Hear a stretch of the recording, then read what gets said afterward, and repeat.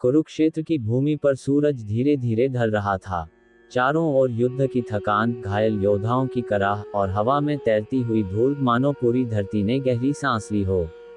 उसी समय रणभूमि के एक कोने में अपने रथ के पहिए में फंसे कर्ण खड़े थे। उनकी आंखों में न दर्द था, न भय, बस एक शांति, एक स्वीकार्यता। और तभी सामने प्रकट हुए श्री कृष्ण। योजक चिन्ह, योजक चिन्ह, योजक चिन्ह। जड़ी बूटी प्रथम दृश्य, मौन का क्षण। कर्ण थके हुए स्वर में, हे माधव, आखिर आपने आ ही गए। क्या अब वह क्षण आ गया है जिसका वादा आपने किया था? श्री कृष्ण मंद मुस्कान के साथ, कर्ण, हर वादा समय पर ही पूरा होता है। आज नहीं तो कल सत्य सामने आ ही जाता है। तुमने जीवन भर धर्म को समझा, लेकिन परिस्थिति ने तुम्हें अधर्म की ओर धकेला। फिर भी आज तुम वही हो जो अपने कर्म से ऊपर उठने की कोशिश कर रहा है। कर्म, कर्म, यही शब्द तो मेरे जीवन का श्राप भी रहा, माधव। मैंने हमेशा सही करने की चाह रखी, लेकिन हर बार गलत कहलाया। क्या भाग्य इतना निर्दयी होता है? श्री कृष्ण, भाग्य निर्दयी नहीं होता कर्ण, वह केवल हमारे कर्मों का दर्पण है। तुम्हारे कर्म शुद्ध थे, पर तुम्हारा दृष्टिकोण स्वयं को पीड़ित मानने का था। जब तक मनुष्य स्वयं को पीड़ित मानता है, वह विजेता नहीं बन सकता। योजक चिन्ह, योजक चिन्ह, योजक चिन्ह। फायर दूसरा दृश्य, आत्मसम्मान का प्रश्न। कर्ण, मुझे हमेशा सूतपुत्र कहा गया, कृष्ण। क्या जन्म ही किसी के सम्मान या अपमान का कारण होता है? क्या कुल, वंश या पद के बिना मनुष्य महान नहीं हो सकता?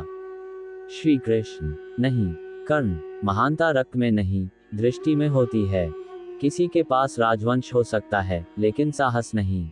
किसी के पास नाम हो सकता है, लेकिन निष्ठा नहीं। तुम्हारे पास न वंश था न पद, लेकिन तुम्हारे पास कर्म का बल था, और वही सबसे बड़ा वंश होता है। कर्ण गंभीर स्वर में, तो फिर हे माधव, आपने मेरे पक्ष में क्यों नहीं लड़ा? क्यों मुझे हमेशा उस जगह रखा जहां धर्म और अधर्म के बीच की रेखा धुंधली थी? श्री कृष्ण, क्योंकि जीवन में कुछ आत्माएं युद्ध जीतने के लिए नहीं, बल्कि सत्य दिखाने के लिए जन्म लेती हैं। तुम उसी आत्मा में से एक थे। यदि तुम पांडवों के साथ होते, तो तुम्हारा तेज न्याय के प्रकाश में खो जाता। लेकिन जब तुम अधर्म के बीच खड़े होकर भी धर्म की गंध रखते हो, वही तुम्हारी परीक्षा बनती है। योजक चिन्ह, योजक चिन्ह, योजक चिन्ह। हिबिस्कस तीसरा दृश्य, संघर्ष और कर्म।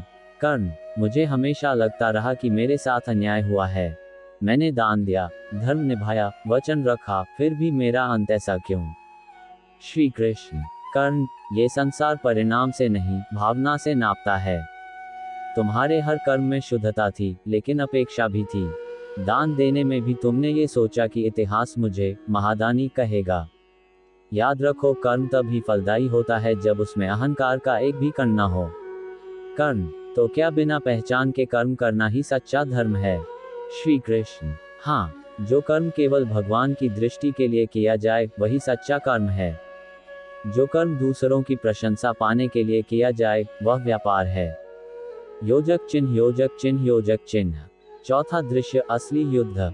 कर्ण, माधव, मैं रथ में खड़ा होकर 100 युद्ध जीत चुका हूँ, पर आज लगता है असली युद्ध भीतर था और मैं हार गया।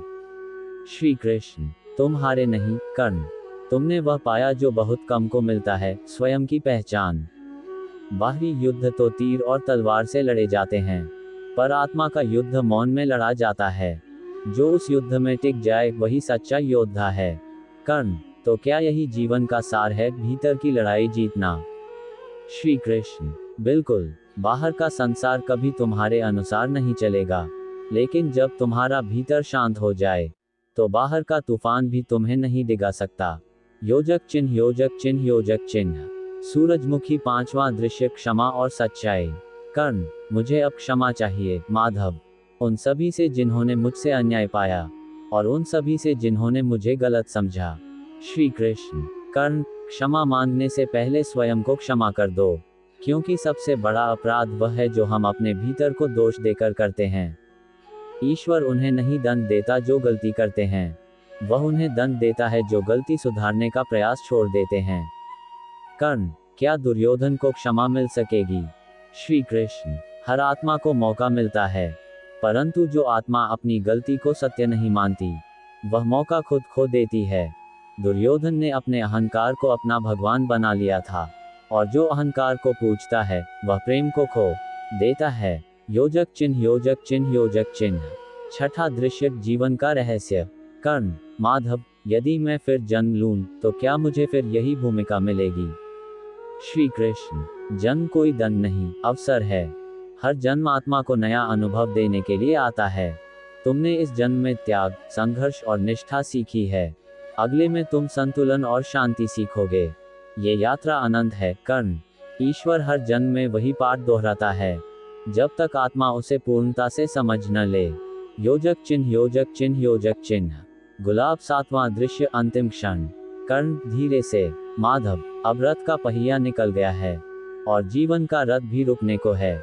मुझे अब कोई भय नहीं, बस एक प्रश्न रह गया है, क्या मैं वास्तव में सफल रहा? श्री कृष्ण, मंद मुस्कान के साथ, सफलता उस व्यक्ति की नहीं होती जो सब जीत ले, बल्कि उसकी होती है जो खुद को समझ ले। तुमने ये समझ लिया कि कर्म ही सबसे बड़ा धर्म है, और जिसने ये जान लिया उसके लिए मृत्यु भी मोक्ष बन जाती है। कर्ण, आंखें बंद करते हुए, तो मैं चला। माधव, कभी मिलूं तो मुझे फिर योद्धा मत बनाना, बस एक साधारण मनुष्य बनाना जो सच्चाई से जी सके। श्री कृष्ण, करुण स्वर में, जाओ कर्ण, तुम्हारा नाम अब केवल इतिहास नहीं, बल्कि प्रेरणा होगा। लोग तुम्हारे दान को नहीं, तुम्हारे धैर्य को याद रखेंगे। और याद रखना, जो सच्चाई के साथ मरता है वह कभी मरता नहीं। योजक चिन्ह, योजक चिन्ह, योजक चिन्ह। इंद्रधनुष उपसंहार, जीवन का संदेश। कुरुक्षेत्र की मिट्टी में सूर्य डूब गया था, पर उस दिन एक नया सूर्योदय हुआ, अंतरात्मा का। श्री कृष्ण ने कर्ण के शरीर को नहीं, उसकी आत्मा को मुक्त किया, क्योंकि हर मनुष्य के भीतर एक कर्ण है, जो समाज से लड़ता है, परिस्थितियों से जूझता है, और अंत में खुद से समझौता करता है। जीवन का सबसे बड़ा धर्म यही है, कर्म करो, पर परिणाम की चिंता मत करो। जो मिल जाए उसे स्वीकारो, जो चला जाए उसे विदा दो। ईश्वर हमेशा वहीं होता है जहां सच्चाई टिकती है। योजक चिन्ह, योजक चिन्ह, योजक चिन्ह। हिबिस्कस, जीवन के साथ प्रेरणादायक संदेश। कर्ण के संवाद से, जन्म नहीं, कर्म मनुष्य की पहचान है। आत्मसम्मान धन से बड़ा है। दूसरों को दोष देने से पहले अपने भीतर झांको। जब तक मन में अहंकार है तब तक सत्य दूर रहेगा। असली युद्ध भीतर का होता है। क्षमा आत्मा को हल्का करती है। मृत्यु अंत नहीं, आत्मा का नया अध्याय है। इस कथा में कर्ण केवल एक योद्धा नहीं, बल्कि हर उस व्यक्ति का प्रतीक है जो संघर्ष में भी सत्य की खोज करता है। और श्री कृष्ण वह चेतना है जो हर हृदय में वास करती है। जब जीवन अंधकार से घिर जाए तो इस संवाद को याद रखना, कर्म करते रहो, क्योंकि ईश्वर समय पर न्याय अवश्य करता है।